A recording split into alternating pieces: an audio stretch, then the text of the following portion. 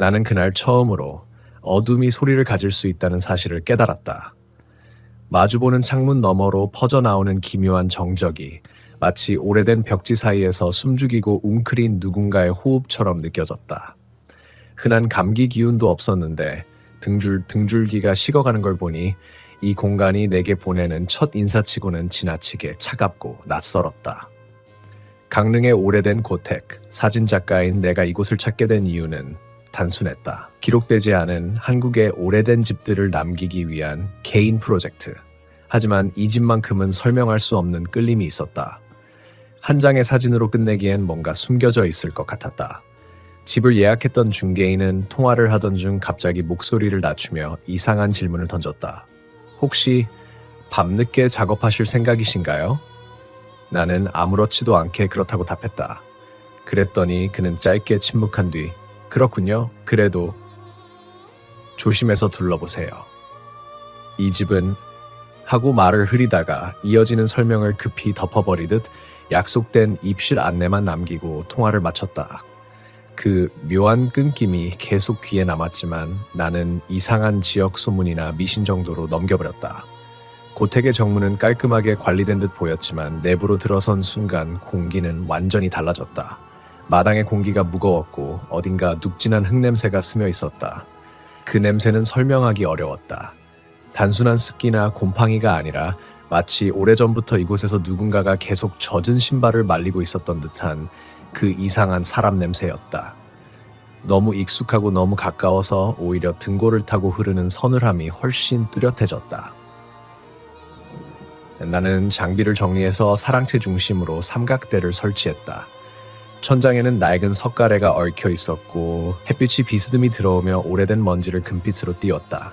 이런 집의 매력을 찾는 건 내 업이니까 눈이 자동으로 구도를 그려나갔다. 하지만 카메라 셔터를 누르는 순간 나는 눈치 못 챘던 다른 감각이 갑자기 동작하기 시작했다. 뒷목, 날선 기운. 누가 내 뒤에서 서 있는 것처럼 돌아봤을 때 누구도 없었다. 겨울 초입에 그런 바람도 불지 않았다. 그저 오래된 집 특유의 고요함. 그런데 그 고요함이 너무 조용했다. 귀가 답답해질 만큼의 정적. 나는 갑자기 심장이 빨리 뛰기 시작해 몇 번 깊게 숨을 들이켰다. 어색한 긴장감이라고 스스로 합리화했다. 낯선 공간에서 흔히 느끼는 거라며. 하지만 그 순간 귓가에서 아주 짧고 낮은 탁 하는 소리가 들렸다. 처음에는 기둥이 수축하는 소리라 생각했다. 그런데 그 탁 소리가 일정한 간격으로 반복되기 시작했다. 마치 누군가 문 밖에서 손톱으로 나무를 톡톡 두드리는 것처럼. 규칙도 있었고 어딘가 목적도 있는 느낌이었다. 나는 다시 한번 뒤를 확인했지만 아무것도 없었다. 바람 소리도 잡음도 없이 그 소리만 독립적으로 울렸다. 그때부터 공간이 조금씩 비틀리기 시작했다. 벽면의 그림자가 진동하듯 흔들렸고 마루 가장자리로 어둠이 천천히 스며드는 것 같았다. 망상일 리 없다고 스스로를 진정시키며 카메라를 확인했다. 촬영된 사진 한 장을 확대해 보려는 순간 내 손이 멈췄다. 사진 속 빈 방 한가운데에 누군가가 서 있었다. 아주 희미하게, 그림자조차 흐릿하게, 팔이 축 늘어진 채 고개를 들고 서 있는 누군가. 나는 급히 눈을 비비고 다시 확대했다. 그런데 이번에는 없었다. 노이즈였다고 스스로를 나무라며 숨을 길게 뱉었다. 하지만 뱉어내는 그 호흡 사이로 누군가 내 바로 옆에서 숨을 들이마시는 기척이 감지됐다. 순간 몸이 얼어붙었다. 소리가 아니다. 촉각 같은 감각이었다. 누군가의 얼굴이 내 목덜미에 아주 가까이 붙어있는 듯한 차갑고 얇은 호흡. 나는 그 자리에서 천천히 몸을 돌렸다. 너무 빠르게 움직이면 뭔가와 맞부딪힐 것 같다. 천천히, 아주 조금씩. 그런데 뒤에는 아무도 없었다. 그런데도 공기는 분명히 방금 전까지 누군가가 그 자리에 서 있었다는 냄새를 남기고 있었다. 겨울의 바람이 아닌 이상하게 눅진한 숨결의 잔향. 심장이 갑자기 비정상적으로 두근거리기 시작했다. 단순한 공포 반응이 아니었다. 마치 몸이 공간의 잘못된 움직임을 감지하고 스스로 경고를 보내는 것처럼. 나는 카메라를 붙잡고 다시 마당으로 나갔다. 차가운 공기가 얼굴을 때리자 그제야 호흡을 조금 정리할 수 있었다. 하지만 다시 집안을 보려는 순간 나는 말문이 막혔다. 분명 방금 전까지 비어있던 사랑채 출입문이 안쪽에서부터 아주 천천히 닫히고 있었다. 누가 닫아? 바람이 아니라면 누가? 문이 완전히 닫히는 덜컥 소리가 울렸고 그 소리는 터무니없이 무거웠다. 마치 억지로 닫힌 문이 아니라 들어오라는 뜻도 쓰지 말라는 뜻도 아닌 무언가가 스스로 자리를 잡는 소리. 그 순간 나는 처음으로 이 집이 나를 보고 있다는 감각을 확실히 느꼈다. 그리고 그 감각은 호기심을 뛰어넘어 아주 오래된 두려움의 곡간을 열어젖히기 시작했다. 나는 문이 닫히는 그 소리를 오래도록 바라보며 서 있었다. 서늘한 공기가 가슴 안쪽까지 스며들어 심장이 얼어붙는 것처럼 느껴졌다.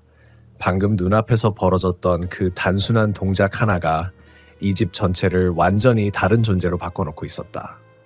집이라는 단어로 설명할 수 없는, 오히려 살아있다는 표현이 훨씬 가까운 무언가. 나는 본능적으로 카메라를 가방에 집어넣었다. 지금 이 공간에 더 오래 머물면 안 되겠다는 경고가 머릿속을 쉴 새 없이 울렸다. 하지만 도망치려는 발걸음을 내딛는 순간 아주 미세하게 귓가를 스치는 소리가 들렸다. 찍지 마. 바람이 스쳐가는 소리를 착각한 걸까?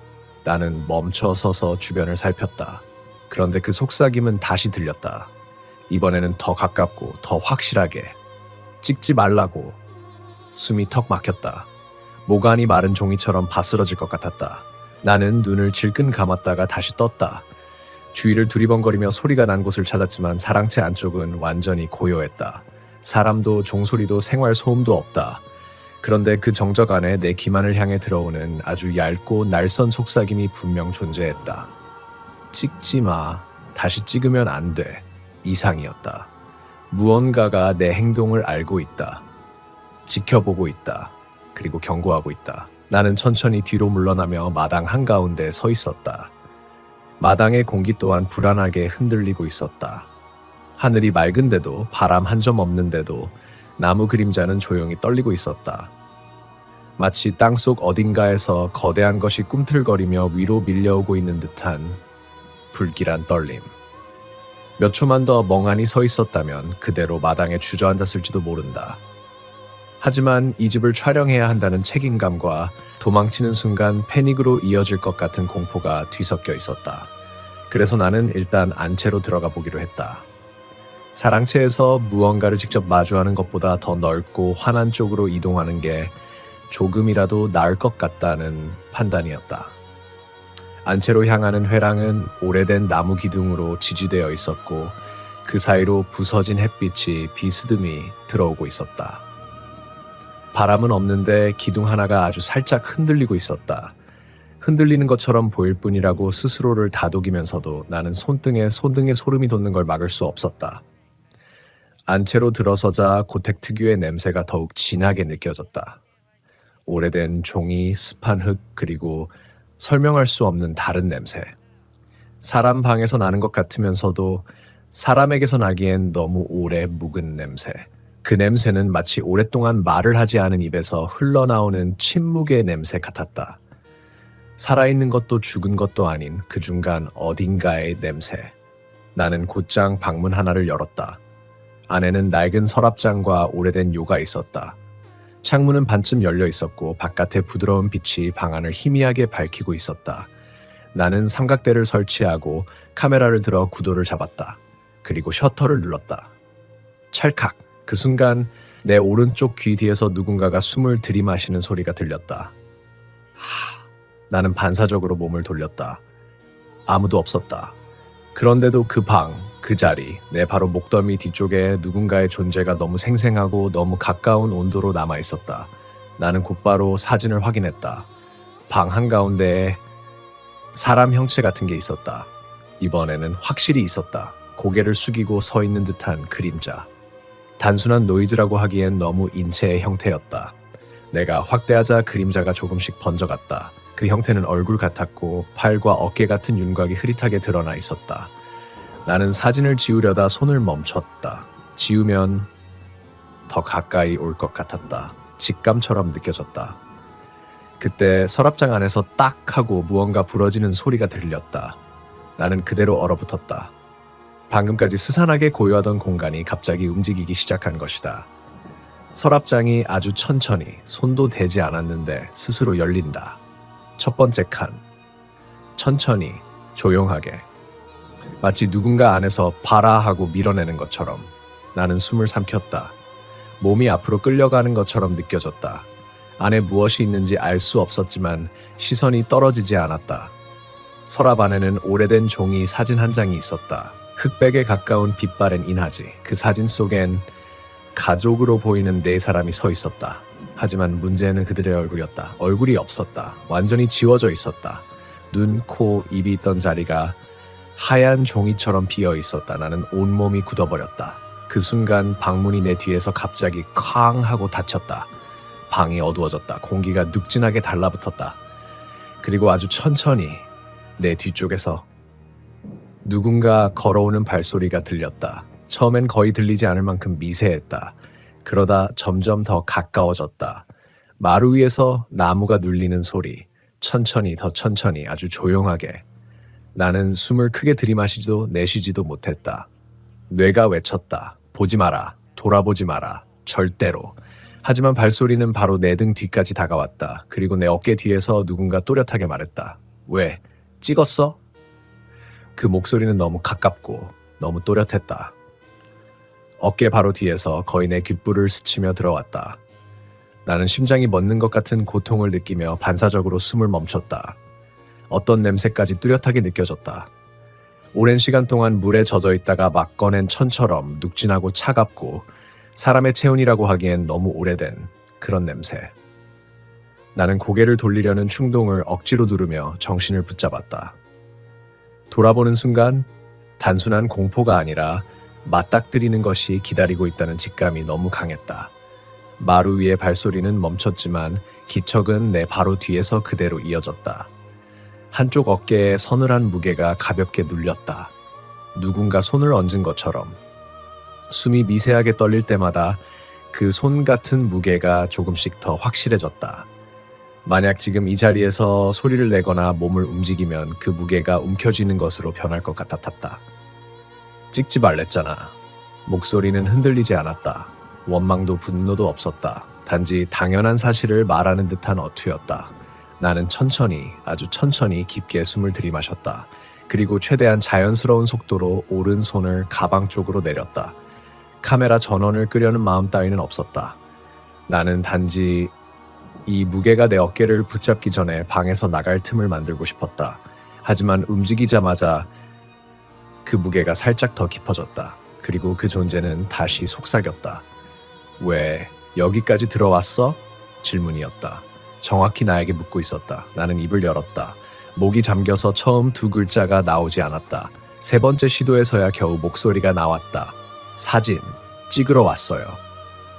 그 순간 내 어깨를 누르던 무게가 완전히 사라졌다. 사라진 것이 아니라 뒤로 물러난 느낌이었다. 아주 천천히. 발소리는 여전히 들리지 않았다. 그러나 분명히 느껴졌다. 거리감, 공간의 압력, 누군가가 내 등 뒤에서 나를 관찰하며 뒤로 물러나는 것 같은 그 기이한 긴장. 나는 손을 움직여 가방의 지퍼를 최대한 조용히 잠갔다. 그리고 방문 쪽으로 시선을 돌리려는 순간 방 안의 온도가 급격히 떨어졌다. 숨이 허공에서 흰색으로 피어났다. 겨울도 아닌데, 난방이 꺼진 집도 아닌데 방 안 공기가 얼음장처럼 차가워졌다. 온도 변화가 너무 빠르고 비정상이어서 내 피부가 비명을 지르는 것처럼 느껴졌다. 귀끝이 아파오고 손등은 얼음 위에 올려둔 것처럼 찢어질 듯 시렸다. 나는 본능적으로 몸을 움츠렸다. 그 순간 방 앞쪽에 놓인 서랍장이 또다시 스르륵 움직였다. 이번엔 누가 안에서 밀고 있는 것처럼 빠르게. 서랍이 조금 열리자마자 안에서 무언가 탁 하고 떨어졌다. 작은 병이었다. 약병처럼 보였지만 라벨이 모두 벗겨져 있었다. 나는 얼어붙은 채로 바닥에 떨어진 그것을 바라봤다. 그리고 그때 등 뒤에서 또 다른 목소리가 들렸다. 이번엔 아주 작은 아이의 목소리. 나 여기 있었어.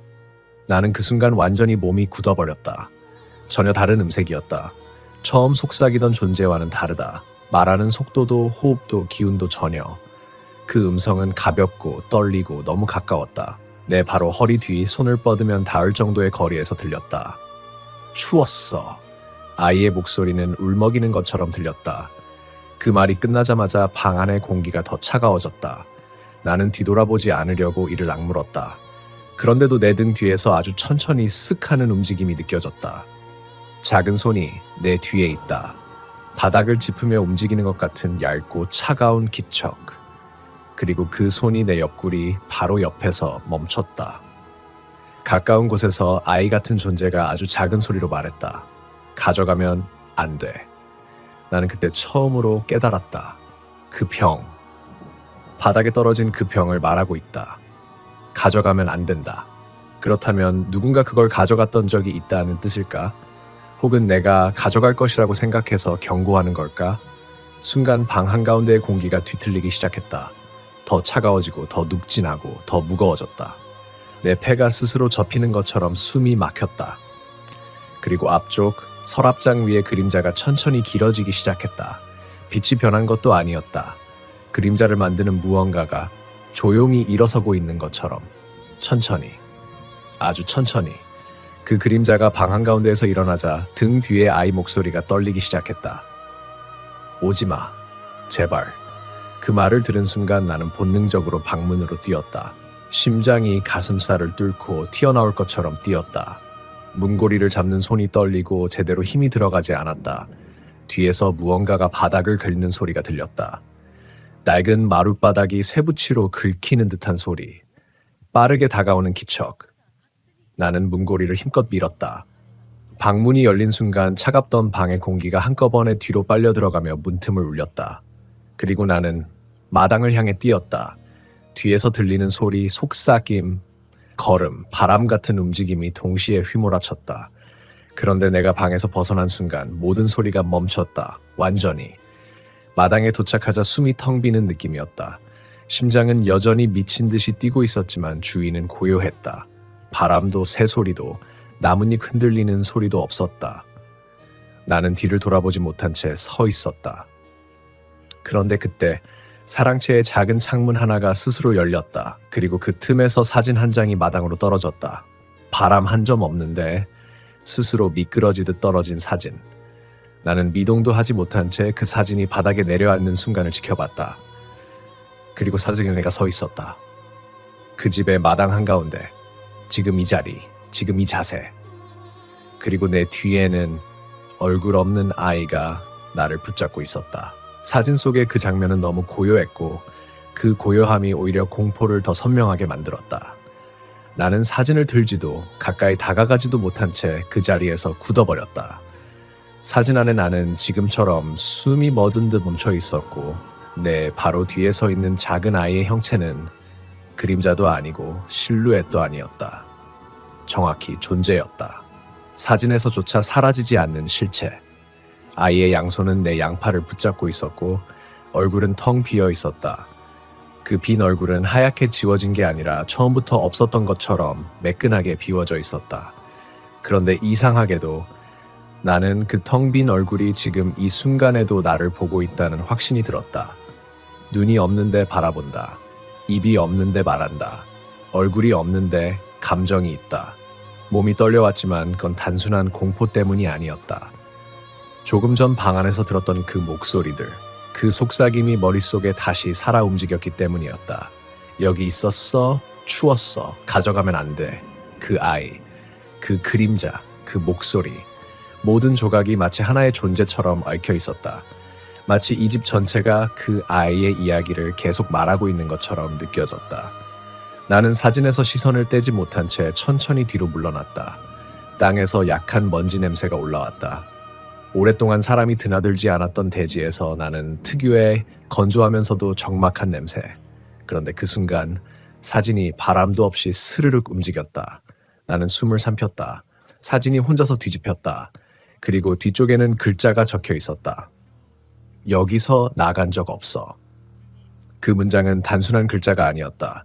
마치 누군가 방금 막 적은 것처럼 잉크 자국이 번져 있었고 내가 손가락을 가까이 가져가자 아주 미세하게 젖어 있었다. 마치 방금까지 살아있는 사람이 쓴 메모처럼 나는 손가락을 움츠리며 멀리 밀어냈다. 반사적으로 몸이 떨렸다. 그 몸의 떨림이 심장에까지 번져 숨이 제대로 들어오지 않았다. 이 사진을 보면 안 된다는 본능적 거부감. 하지만 동시에 이 집에서 벗어나지 못한 누군가가 무언가를 말하고 있다는 확신. 그 두 공포가 서로 엉켜 있었다. 나는 버려진 우물 앞에 멈춰섰다. 고택 정중앙에 있는 오래된 우물. 뚜껑이 반쯤 열린 채 삐걱거리고 있었고 우물 안에서는 습한 공기가 천천히 올라왔다. 차갑고 눅진하고 오래된 흙과 썩은 나무 냄새가 섞인 공기. 그리고 그 냄새 사이에 익숙한 냄새가 있었다. 방 안에서 처음 맡았던 오래 묵은 몸의 냄새. 살아있는 것 같으면서도 죽어있는 것 같았던 그 냄새. 나는 우물을 바라보며 숨을 억지로 고르게 했다. 우물 속에서 무언가 움직였다. 정확히 바람이 흔드는 소리가 아니라 무언가가 손으로 물을 쓸어 올리는 소리. 찰랑, 스르륵. 나는 입술을 깨물며 뒤로 물러서려 했지만 발이 움직이지 않았다. 누군가 내 발목을 잡고 있는 것도 아닌데 몸이 그 자리에 묶인 듯이 굳어 있었다. 머릿속에서는 빨리 도망치라는 경고음이 울렸지만 동시에 다른 감정이 있었다. 봐야 한다. 이것이 나를 부르고 있다. 왜 여기서 나가지 못했다고 말하는 거지? 그 질문이 공포를 찢고 마음 깊숙한 곳으로 스며들었다. 호기심이 아니었다. 책임감도 아니었다. 설명할 수 없는 죄책감 같은 감정. 나는 카메라를 다시 손에 들었다. 손이 떨렸지만 몇 번이고 셔터를 누르려는 충동을 억눌렀다. 이 집에 무언가가 내 촬영을 싫어한다는 건 이미 너무 명확했다. 사진을 찍는 순간마다 무언가가 더 가까이 다가오고 있었다. 그런데 그때였다. 우물 속에서 누군가의 손이 아주 천천히 올라왔다. 처음엔 희미한 그림자처럼 보였다. 그러다 물 위로 떠오르며 형태가 분명해졌다. 작은 손. 아이의 손. 물에 오래 잠겨 하얗게 불어있는 손. 그 손은 우물 가장자리를 잡기도 전에 아예 걸터한 듯이 우물 안쪽에 뿌리박고 있었다. 내 숨이 한순간 멎었다. 그리고 그 손이 아주 천천히, 너무 천천히 내 쪽을 향해 밀려오기 시작했다. 바닥을 긁는 소리도 발자국 소리도 없이 그저 땅 위를 미끄러지듯 다가왔다. 바람도 없는데 공기가 점점 더 차가워지는데 나는 한 발도 움직일 수 없었다. 그 손이 내 발끝 앞에 멈췄다. 그리고 손바닥이 위를 향해 펼쳐졌다. 내려놓으라는 듯이, 돌려달라는 듯이. 손바닥 중앙에는 물에 젖은 작은 흔적이 있었다. 사진의 잉크와 정확히 같은 자국이었다. 그 순간 바람도 없는데 사랑채의 창문이 동시에 다 열렸다. 쾅쾅쾅. 열린 창문 뒤쪽 어둠만 가득한 그 안쪽에서 아주 낮은 목소리가 울렸다. 우리, 돌려줘. 목소리는 하나가 아니었다. 여러 겹이었다. 남자, 여자, 아이, 다른 음색들이 겹겹이 쌓여 만들어진 기괴한 울림. 그리고 바로 뒤이어 바닥에 떨어진 사진이 스스로 뒤집히며 천이 뒤로 밀려갔다. 마치 누군가 발로 미는 것처럼. 사진은 내 발과 우물 사이에 놓였다. 사진 속의 나는 여전히 마당에 서 있었고 내 뒤의 아이는 조금 더 가까이 붙어 있었다. 나는 알 수 있었다. 이 집은 그저 귀신이 나오는 공간이 아니었다. 여길 떠난 적 없는 사람들, 떠나지 못하는 사람들, 그리고 아직도 누군가를 기다리는 사람들. 나는 그 순간 깨달았다. 이 집에서 사라진 건 가족의 얼굴만이 아니었다. 나는 아주 천천히 손을 내려 사진을 집으려 했다. 그때 내 뒤에서 아주 약한 손길이 내 옷자락을 잡았다. 작은 손, 아주 가벼운 그러나 너무 선명한 압력. 그리고 아이의 익숙한 떨리는 목소리가 말했다. 가지마. 그 사진 주면 나도 없어져. 그 말을 듣는 순간 나의 선택은 이 집의 방향을 바꿀 수도 있었다. 눈앞에 놓인 사진, 내 옷자락을 붙잡고 있는 아이, 우물에서 올라온 손, 열린 창문 너머에서 들리는 수많은 목소리. 나는 천천히 결정하듯 숨을 들이마셨다. 그리고 사진을 손에 집어들었다. 그 순간 집 전체가 숨을 멈춘 듯 조용해졌다. 나는 숨을 제대로 들이쉬지도 못한 채 그 자리에 얼어붙어 있었다. 마당의 공기가 한순간 완전히 식어버린 것처럼 내 숨이 하얗게 변해 날아오르는 것이 또렷하게 보였다. 분명 밤이라 해도 그 정도의 찬기는 있을 수 없었다. 내 몸이 아니라 공기 자체가 식어가는 느낌. 마당 전체가 누군가의 의도로 급격히 식혀지고 있는 느낌이었다. 그때 마루 바닥 어디선가 탁! 또 그 소리가 들렸다. 마당 아래 어둠 속에서 내 시선은 저절로 그 소리의 근원을 향해 빨려 들어갔다. 손전등을 들어 비추려는 순간 손목이 떨려 카메라가 흔들렸고 플래시 버튼에 손가락이 스쳤다. 찰칵! 찍혔다. 내 의도와 상관없이 무언가가 순간적으로 플래시가 터졌고 바로 앞에 고택 외벽과 마루 기둥이 강하게 빛에 드러났다. 동시에 그 순간 내가 분명히 보았다. 빛이 사라지기 직전 마루 아래의 시커먼 공간 안쪽에서 무릎을 세우고 앉아 나를 올려다보고 있는 형체를 정확히 사람의 형태였다. 그러나 얼굴은 아니 얼굴이라고 부를 수 있는지조차 모르겠다. 흰빛이 번져 윤곽만 흐릿하게 보였고 눈 부분만 유난히 검고 깊게 꺼져 있었다. 나는 숨을 멈춘 채로 뒤로 한 발짝 물러났다. 그때 갑자기 방 안쪽에서 또 하나의 소리가 이어졌다. 이번에는 두드리는 소리가 아니라 천천히 문을 여는 소리였다. 끼익! 이 집에는 내가 정리한 빈 방밖에 없었다. 누군가가 문을 열고 나올 이유도 아무도 들어가 있을 이유도 없었다. 그럼에도 불구하고 분명히 서늘하게 쩌렁대는 그 마찰음이 복도를 타고 울려 나왔다. 나는 즉시 방 안으로 도망치듯 들어갔다. 문을 닫으려는 순간 닫힌 문 틈 사이 아래쪽으로 희뿌연 기운 같은 것이 미세하게 스며들고 있었다. 나는 문을 잠갔지만 바로 후회했다. 이 집의 문은 다 헐어 있었고 잠금 장치는 오래전 기능을 잃어서 사실상 의미가 없었다. 숨을 참고 다시 카메라를 들어 방 안을 훑었다. 렌즈 너머로 본 풍경은 변한 게 없었다. 그러나 문제는 눈으로 본 것이 아니었다. 귀였다. 문 바깥 복도 방향에서 누군가가 아주 느리게 걸어오는 소리가 들렸다. 사각, 사각, 발소리가 아니다. 마치 맨발로 먼지를 긁어끄는 소리 또는 몸을 질질 끌고 이동하는 소리 같았다. 나는 심장이 목까지 차오른 상태에서 카메라를 내려놓고 숨소리를 억눌렀다. 그 소리는 점점 가까워졌다. 방 바로 앞까지, 바로 문 앞까지 다가왔다. 그리고 멈췄다. 침묵. 세상이 정지한 듯 단 하나의 바람 소리도 들리지 않았다. 나는 귓가에 소름이 돋는 느낌을 억지로 참으며 문고리를 응시했다. 움직이지 말자, 절대. 그러나 그 순간 문고리가 천천히 덜컥 하고 내려갔다. 나는 거의 반사적으로 뒤로 물러섰다. 그러나 더 이상 물러날 곳이 없었다. 뒤는 창문뿐, 창문 밖은 어둠뿐. 문고리가 완전히 내려간 후 누군가가 바깥에서 문을 밀기 시작했다. 끼익. 어쩌면 문이 열리지는 않을 수도 있었다. 문짝이 비틀려 있고 프레임이 틀어져 있어서 쉽게 열리지 않는 구조였다. 하지만 중요한 건 그게 아니었다. 밀고 있는 존재가 사람이라고 확신할 수 없었다. 문틈 아래로 희끄무레한 그림자가 길게 드리워졌다. 사람의 그림자라고 하기엔 형태가 너무 기형적이었다. 길고 찢어진 것처럼 퍼져 있었다. 나는 온몸에 힘이 빠져 바닥에 주저앉았다. 숨을 크게 들이쉬면 들킬 것 같아 거의 입을 다문 상태로 쬐끈어 숨을 쉬었다. 그때 문 바깥에서 쉴 새 없이 젖은 숨소리가 들렸다. 크흐, 하흐. 그 숨소리는 사람처럼 일정하지 않았다. 길게 뻗었다가 갑자기 끊어지고 다시 거칠게 이어졌다. 마치 스스로 호흡하는 방법을 잊은 존재처럼.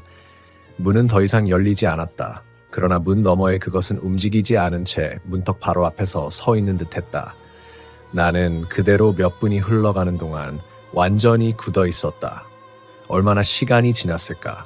숨소리가 조금씩 멀어지기 시작했다. 흐, 하, 사각, 사각. 점점 복도 쪽으로 그리고 더 멀리 움직여갔다. 그리고 완전히 사라졌다. 나는 너무 오랜 시간 호흡을 참고 있었던 탓에 숨을 몰아쉬면서 바닥에 손을 짚었다. 온몸이 떨리기 시작했고 머리에서는 쿵쾅거리는 피소리밖에 들리지 않았다. 나가야 한다. 그 생각만이 머릿속을 채웠다. 그러나 바로 그 순간 카메라가 스스로 다시 켜지며 플래시가 터졌다. 찰칵. 나는 손도 대지 않았다. 플래시가 어둠을 찢으며 번쩍였고 시야 앞에 잠시 하얀 잔상이 남았다. 그리고 카메라 화면이 자동 재생되듯 방금 찍힌 사진을 보여줬다. 사진 속에는 아무도 없었다. 비어있는 방, 비어있는 벽, 비어있는 내 앞 공간. 하지만 문제는 그 다음이었다. 사진 오른쪽 구석 어둡게 번진 부분 한가운데 사람의 손이 있었다.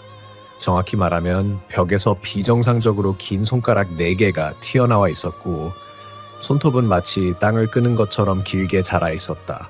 그리고 손목은 있지 않았다.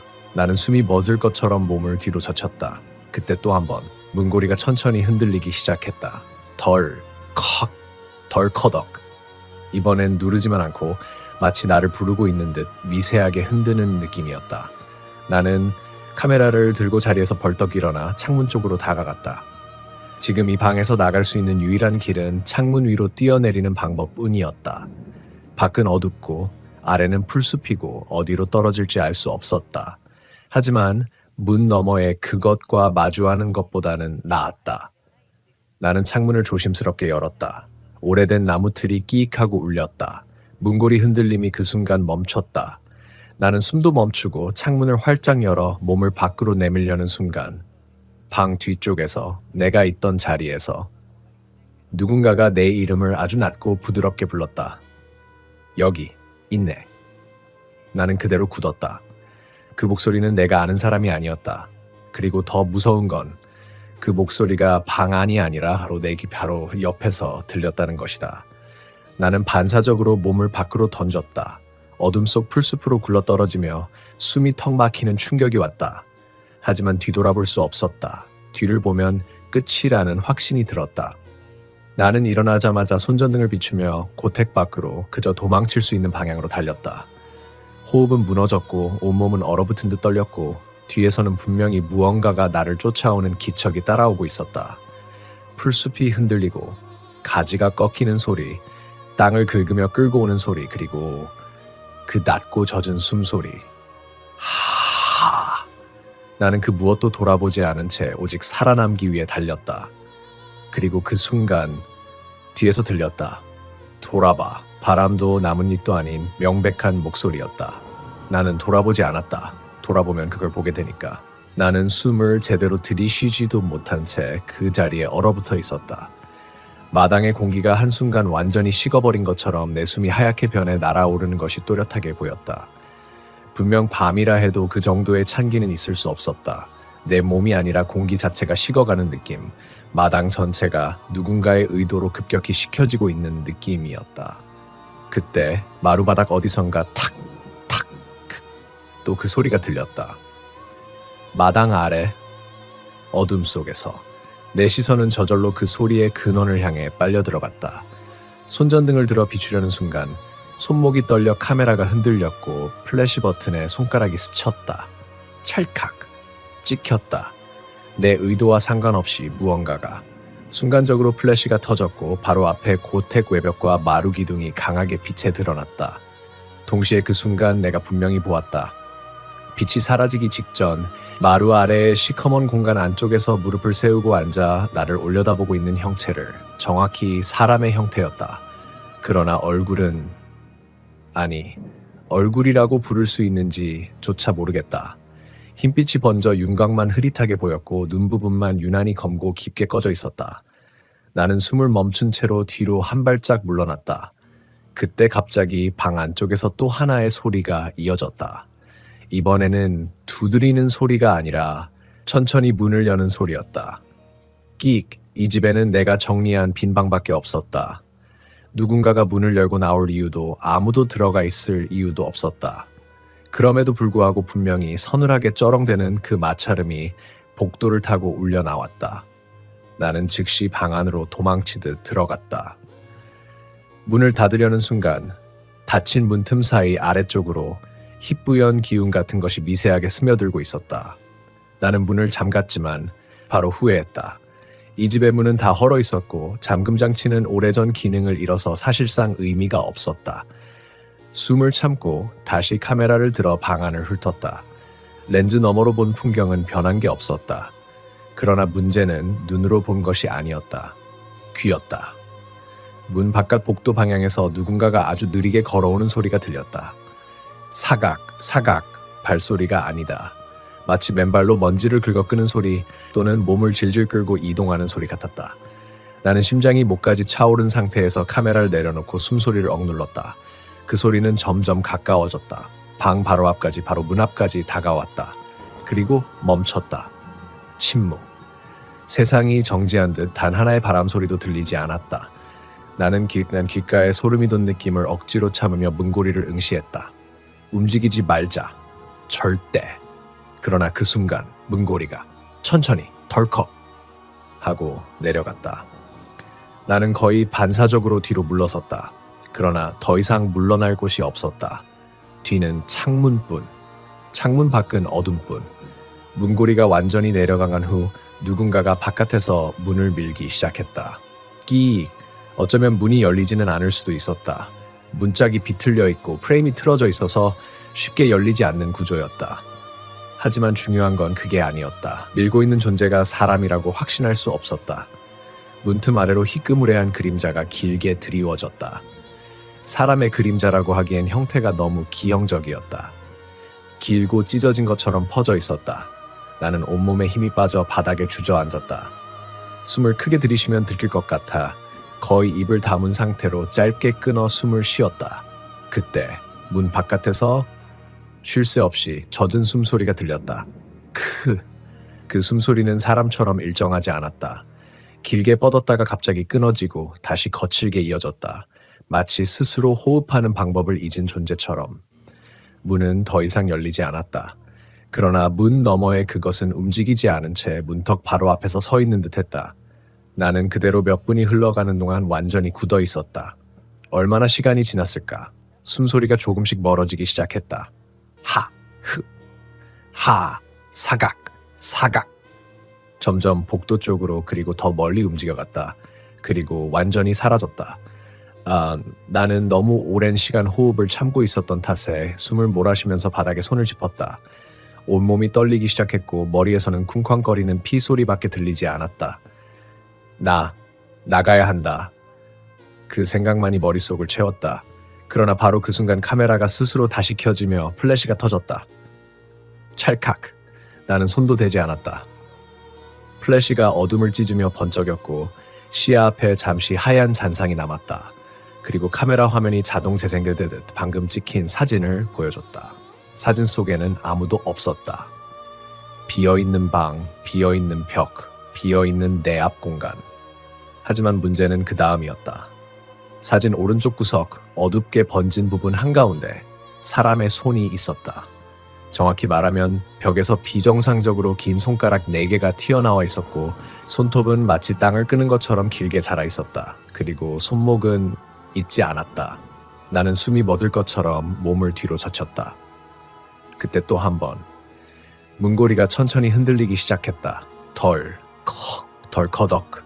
이번엔 누르지만 않고 마치 나를 부르고 있는 듯 미세하게 흔드는 느낌이었다. 나는 카메라를 들고 자리에서 벌떡 일어나 창문 쪽으로 다가갔다. 지금 이 방에서 나갈 수 있는 유일한 길은 창문 위로 뛰어내리는 방법뿐이었다. 밖은 어둡고 아래는 풀숲이고 어디로 떨어질지 알 수 없었다. 하지만 문 너머에 그것과 마주하는 것보다는 나았다.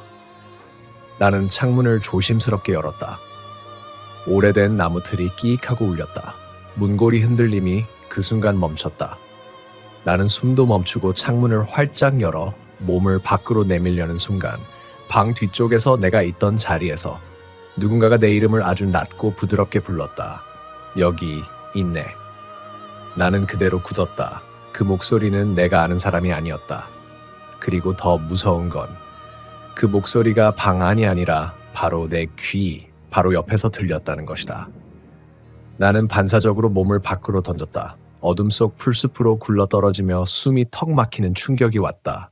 하지만 뒤돌아볼 수 없었다. 뒤를 보면 끝이라는 확신이 들었다. 나는 일어나자마자 손전등을 비추며 고택 밖으로 그저 도망칠 수 있는 방향으로 달렸다. 호흡은 무너졌고 온몸은 얼어붙은 듯 떨렸고 뒤에서는 분명히 무언가가 나를 쫓아오는 기척이 따라오고 있었다. 풀숲이 흔들리고 가지가 꺾이는 소리, 땅을 긁으며 끌고 오는 소리, 그리고 그 낮고 젖은 숨소리. 하흐, 하. 나는 그 무엇도 돌아보지 않은 채 오직 살아남기 위해 달렸다. 그리고 그 순간 뒤에서 들렸다. 돌아봐.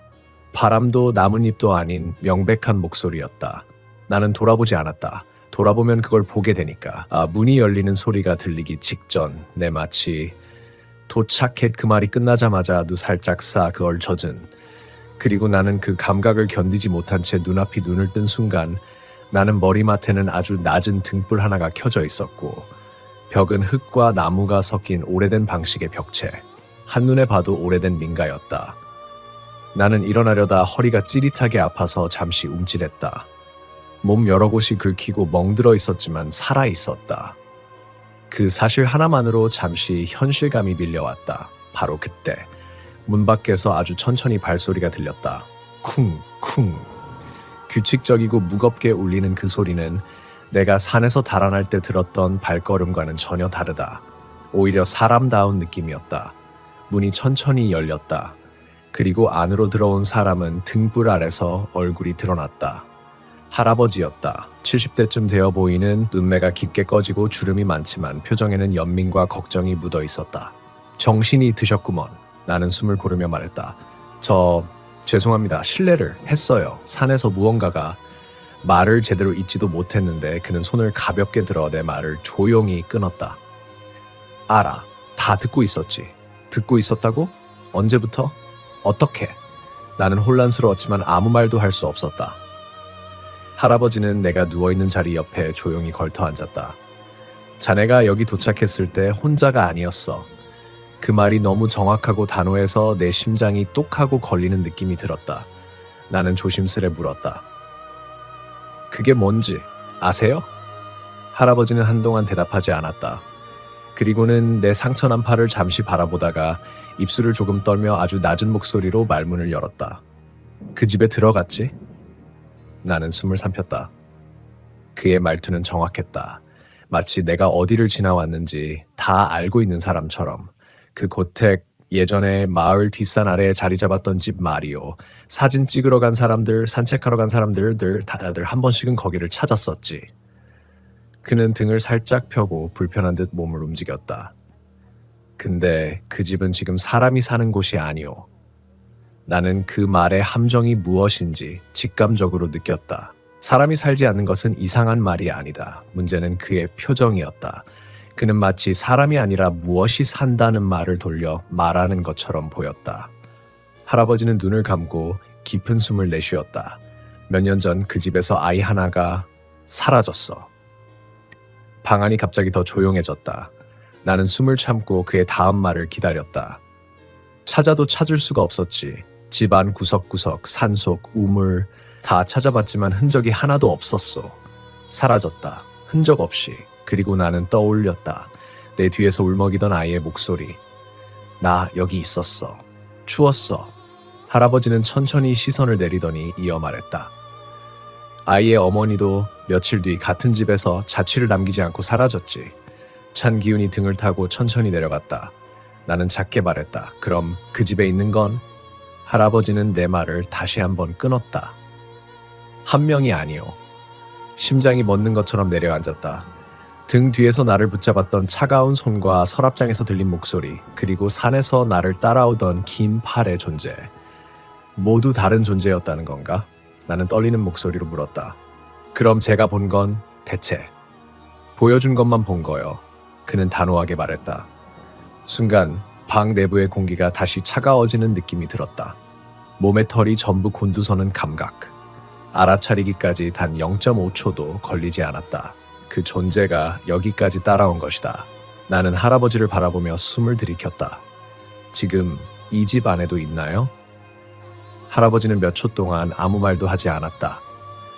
그리고 갑자기 내 등 뒤의 어둠을 바라보며 아주 낮은 목소리로 말했다. 자네 뒤에 지금은 아니다. 지금은 아니다. 그 말이 왜 이렇게 무섭게 들리는 걸까? 그리고 그는 마지막으로 한마디 덧붙였다. 하지만 그 사진을 본 순간부터 그건 자네를 찾기 시작한 거요.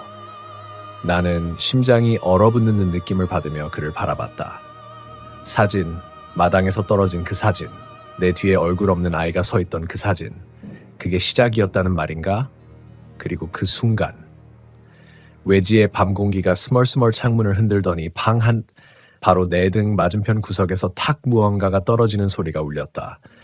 나는 할아버지를 바라보았다. 그의 동공이 아주 서서히 흔들리고 있었다. 그리고 그는 거의 속삭이듯 말했다. 들어왔구먼. 처음 그 여자를 태웠던 날, 저는 오래된 창문 사이로 스며들던 그 싸늘한 기운을 잊을 수가 없습니다. 엔진이 천천히 고개를 들며 깨어나는 소리, 아직 해가 채 뜨지 않은 새벽의 눅눅한 산 공기, 그리고 운전석 뒤에서 느껴졌던 설명하기 어려운 나트. 저는 평생을 강원도 외곽 노선을 달려온 버스 기사로 살아왔고 웬만한 상황에는 크게 놀라지 않는다고 스스로 믿어왔습니다. 하지만 그날 제 등줄기를 타고 스며들던 찝찝한 느낌만은 아무리 해도 설명할 길이 없었습니다. 제 이름은 정만수, 57입니다.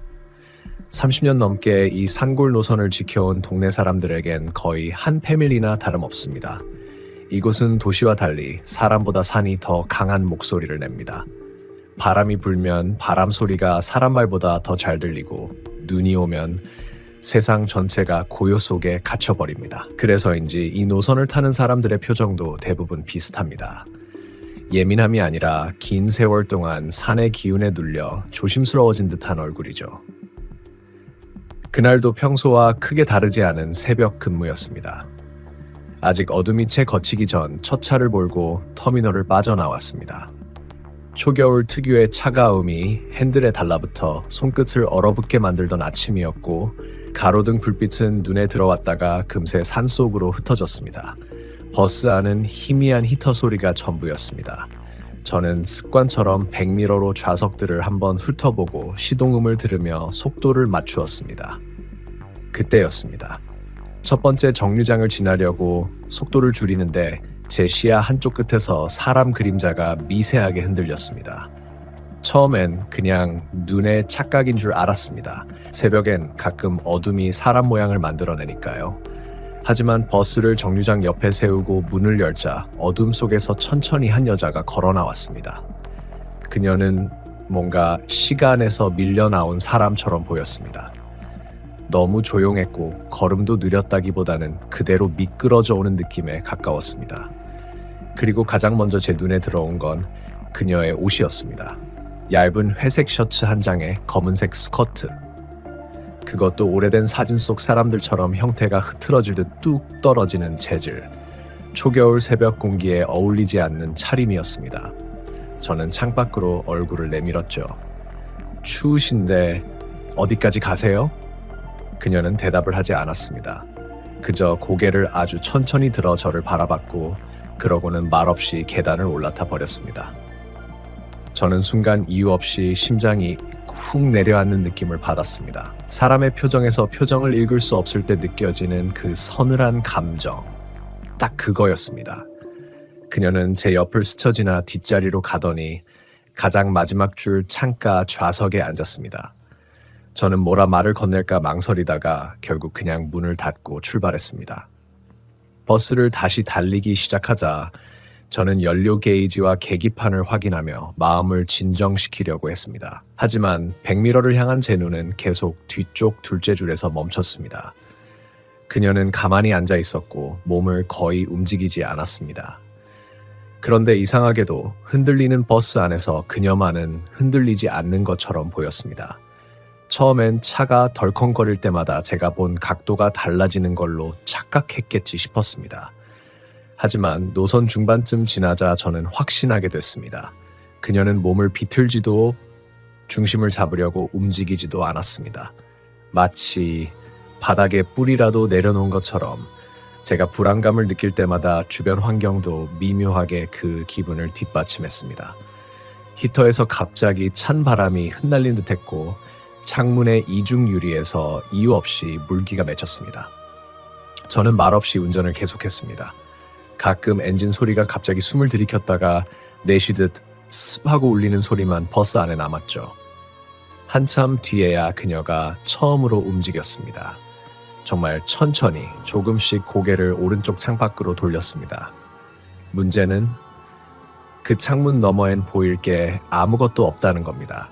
그 구간은 절벽 옆을 돌아가는 길로 아직 해도 뜨지 않았고 가로등도 없었습니다. 그냥 검은 공기뿐이었죠. 그런데도 그녀는 뭔가를 보고 있는 사람처럼 집중하고 있었습니다. 저는 운전 중에도 거울로 계속 그녀를 보게 됐습니다. 너무 조용했고 너무 정적이었습니다. 심지어 숨소리도 들리지 않는 듯 했습니다. 그러다 어느 순간 이상한 냄새가 나기 시작했습니다. 말하자면 식지 않은 흙 냄새, 흙인데 비에 젖지도 않았고 기름진 땅도 아닌 파낸 지 얼마 되지 않는 흙 냄새. 그 향이 차 안에 퍼지기 시작하자 저는 다시 한번 뒤를 봤습니다. 그녀의 어깨가 아주 미세하게 떨리고 있었습니다. 몸을 떨고 있는 게 아니라 숨을 들이마시는 사람처럼. 그리고 창밖에 아주 까만 공간을 응시한 채 입술이 조금씩 움직였습니다. 말을 하는 건 아니었습니다. 소리도 없었습니다. 그저 무언가를 따라하는 듯한 움직임, 눈에 보이지 않는 존재와 입모양을 맞추는 것처럼 순간 온몸에 소름이 돋았습니다. 그리고 한 가지 사실이 떠올랐죠. 그 구간 근처에서 몇 년 전에 사고가 있었습니다.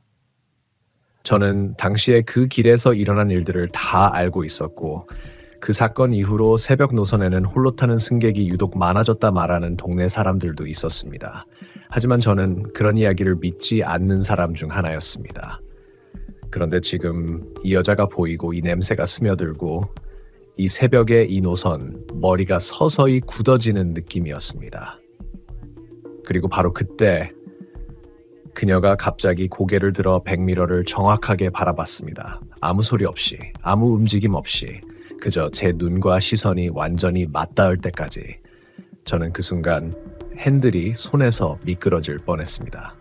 순간적으로 숨이 턱 막히는 느낌이 들었습니다. 그녀의 시선이 저를 정면으로 겨누는 순간 마치 제 심장이 누군가에게 움켜잡힌 것처럼 조여들었습니다. 저는 반사적으로 시선을 피하려 했지만 백미러 속에서 그녀의 눈은 이미 제 시야 깊숙이 파고들어 있었습니다. 그 눈은 생기라고는 전혀 없이 물속에서 오래 머물다 나온 것처럼 탁하고 흐릿했습니다. 그런데도 제 행동 하나하나를 관찰하며 따라붙는 느낌이 있었습니다. 그녀의 눈이 나를 고정하는 동안 버스 내부의 공기가 갑자기 무겁게 가라앉기 시작했습니다. 히터는 분명히 작동하고 있었는데도 온도가 뚝 떨어지는 것 같았습니다. 목덜미를 스치는 바람이 외부가 아니라 내부에서 나오고 있는 것처럼 느껴졌습니다. 심지어 제 숨에서도 하얀 입김이 아주 희미하게 뿜어지는 것이 보였습니다. 방금 전까지는 없던 현상이었기에 저는 재빨리 공조기를 확인했습니다. 하지만 히터는 정상이었고 바람의 방향도 바뀐 것 없이 그대로였습니다. 그녀의 시선이 등 뒤에서 바늘처럼 꽂힌 채로 버스는 구불구불한 국도를 따라 올라갔습니다. 바퀴에 닿는 아스팔트 소리가 평소보다 훨씬 거칠게 들렸고 차체는 작은 요철에도 과하게 흔들리는 것처럼 느껴졌습니다. 하지만 아이러니하게도 뒤쪽 마지막 줄에 앉은 그녀는 여전히 흔들리지 않았습니다.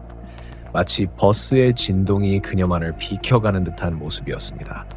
그녀는 여전히 시선을 돌리지 않은 채 백미러 속에서 제 얼굴을 지켜보았습니다. 숨을 들이쉬는 순간마다 가슴이 쿵쿵 울릴 정도로 고동이 커져 나 스스로도 심장 소리가 귀에 울릴 정도였습니다. 긴장과 공포 그리고 설명할 수 없는 불안이 하나로 섞여 제 온몸을 감싸고 있었습니다. 저는 핸들을 쥔 손에 힘을 준 채 최대한 시선을 거울로부터 떼려 했습니다. 하지만 그 순간 거울 한켠에서 이상한 움직임이 포착됐습니다. 그녀의 입이 아주 천천히 벌어지기 시작한 것이었습니다. 말을 건네는 듯한 입 모양은 아니었습니다. 그건 마치 숨을 들이마시는 모양이었습니다. 그저 무겁고 깊게, 끝없이. 문제는 그 동작이 너무 오랫동안 이어지고 있었다는 겁니다. 저는 순간적인 소름과 함께 인간이 이 정도로 길게 숨을 들이마실 수 있었나 생각하며 다시 고개를 들어 거울을 봤습니다. 그런데 그녀의 입은 여전히 벌어진 채 천천히 점점 더 크게 열리고 있었습니다. 소리 없이 힘겹게도 아닌 모습. 마치 안쪽에서 누군가 입을 열어 제끼는 듯한 움직임. 그때 갑자기 차창 옆에서 아주 작은 톡톡 하는 소리가 들렸습니다. 누군가 손가락으로 유리를 건드린 듯한 소리. 저는 조건 반사처럼 거울을 통해 뒤를 봤습니다. 그녀는 움직이지 않았습니다. 그저 입을 벌린 채 그대로 앉아 있었습니다. 하지만 방금 들렸던 소리가 그녀가 낸 것이 아니라는 느낌이 강하게 들었습니다. 왜냐하면 그녀의 시선이 거울 속 제 얼굴이 아니라 제 오른편 어깨 너머를 보고 있었기 때문입니다. 저는 그 시선이 향하는 곳을 따라 고개를 아주 천천히 돌렸습니다. 아무도 없습니다. 빈 좌석뿐입니다. 하지만 이상하게도 그 자리의 공기가 다른 곳보다 더 짙고 어둡게 느껴졌습니다. 빛이 닿지 않는 구석처럼 차창에는 설명하기 어려운 흔적이 나타나 있었습니다. 작은 손자국, 방금 누군가가 안쪽에서 유리를 눌렀던 것 같은 흔적, 하얗게 서린 손바닥. 제 머릿속에는 여러 생각이 스쳐 지나갔습니다. 기계 문제? 내 피로 때문에 생긴 환각? 아니면 정말? 그렇게 생각을 이어가던 중 갑자기 버스가 쿵 하고 크게 흔들리며 오른쪽으로 밀렸습니다. 저는 당황하며 핸들을 바로잡았고 차가 도로 밖으로 튀어나갈 뻔한 순간 간신히 중심을 되찾았습니다. 심장이 미친 듯이 뛰었습니다. 그 작은 흔들림에도 뒷좌석의 그녀는 전혀 요동하지 않았습니다. 오히려 더 깊이 제 시선을 파고드는 듯한 느낌이 들었습니다. 그녀는 입을 닫지 않은 채로 천천히 고개를 옆으로 기울이기 시작했습니다. 바람에 흔들리는 모양이 아니라 뭔가를 듣는 사람처럼. 그 순간 버스 뒤편에서 아주 미세한 속삭임 같은 소리가 들려왔습니다. 정확히 말하면 그것은 소리라기보다 귀 안쪽에서 스며드는 진동에 가까웠습니다. 누군가가 가까이 다가와 숨을 들이마실 때의 소리처럼 너무 가까워서 내 귀털이 미세하게 움직이는 느낌이 들 정도의 거리. 저는 공포감에 숨을 크게 들이쉬며 백미러를 다시 바라봤습니다. 그러나 그녀는 이미 고개를 들고 있었습니다. 그녀의 시선은 다시 제 얼굴에 고정돼 있었고 입은 더 크게 벌어져 있었습니다. 그리고 그 순간 입안 깊은 곳에서 작고 낮은 울림이 터져 나왔습니다. 들어왔어. 그 말은 확실히 그녀의 입에서 나왔습니다. 하지만 목소리는 그녀의 것이 아니었습니다. 여자 목소리도 남자 목소리도 아닌 물속에서 울리는 듯한 소리, 사람이 혀를 움직여 만든 발성 같지도 않았습니다. 저는 반사적으로 브레이크를 밟았습니다.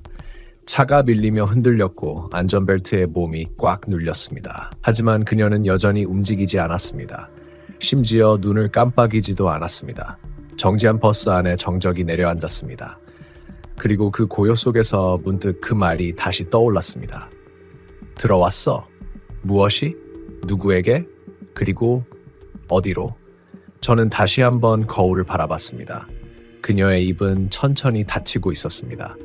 하지만 그 움직임은 자연스럽지 않았습니다. 근육에 힘이 빠져 입이 저절로 다물리는 것이 아니라 입안에서 누군가가 당기듯이 닫히는 모습.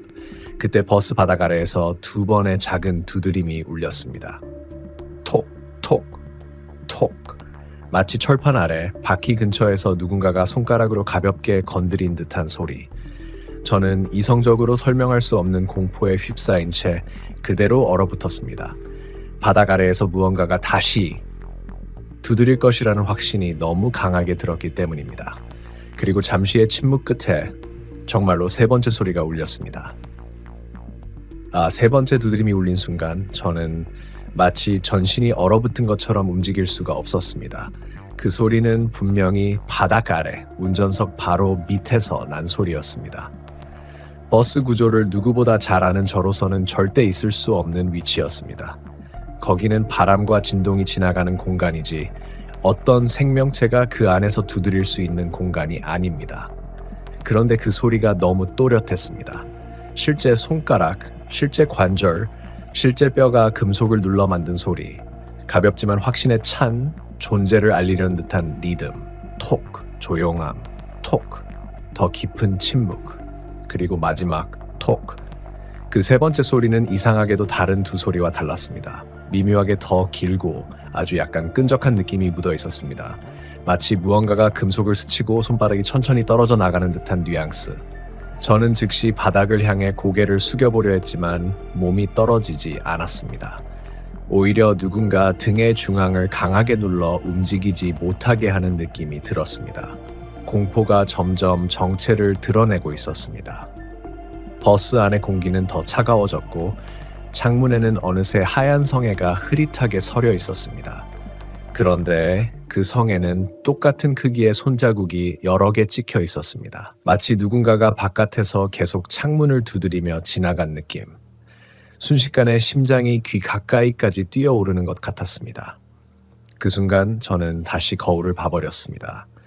보지 말아야 한다는 걸 알면서도 불길이 눈길을 끄는 것처럼 억누를 수가 없었습니다. 그녀는 아까보다 더 가까워져 있었습니다.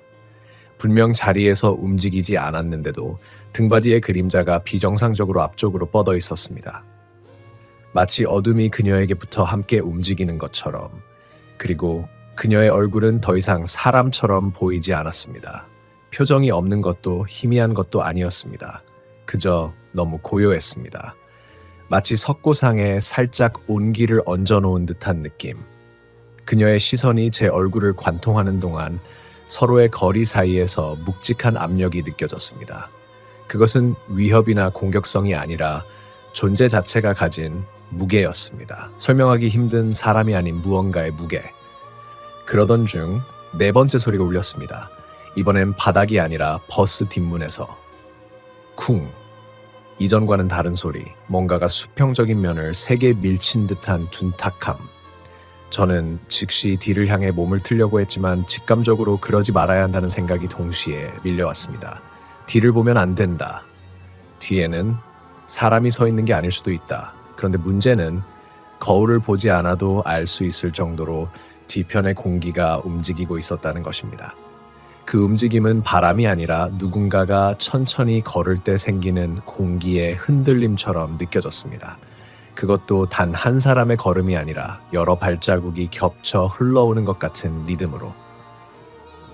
저는 핸들을 꽉 잡고 억지로 숨을 고르려 했습니다. 하지만 목 뒤쪽이 점점 뜨겁게 타오르기 시작했습니다. 누군가가 바로 뒤에서 제 목덜미를 바라보는 느낌. 차갑지도 따뜻하지도 않은 살아있는 온기가 전해지는 듯한 시선. 이때 뒷자리의 그녀가 처음으로 몸을 움직였습니다. 그녀는 고개를 아주 천천히 오른쪽으로 기울였습니다. 그 움직임이 너무 흡사해서 저는 순간 몸이 굳어졌습니다. 그것은 누군가를 듣는 사람의 자세였습니다. 그리고 실제로 그 직후 버스 안에는 아주 희미한 소리가 들렸습니다. 스스스. 금속과 옷깃이 스치는 소리. 바닥에서, 창문에서, 좌석 아래에서 차례로 번져가는 소리. 마치 무언가가 버스 내부를 기어오르는 것 같은 미세한 마찰음. 저는 더 이상 뒤를 볼 자신이 없었습니다. 하지만 그녀는 이미 알고 있다는 듯이 입꼬리를 아주 미세하게 올렸습니다. 웃음이 아니라 알고 있다는 표정. 그리고 그 표정을 지은 상태에서 다시 무표정으로 돌아갔습니다.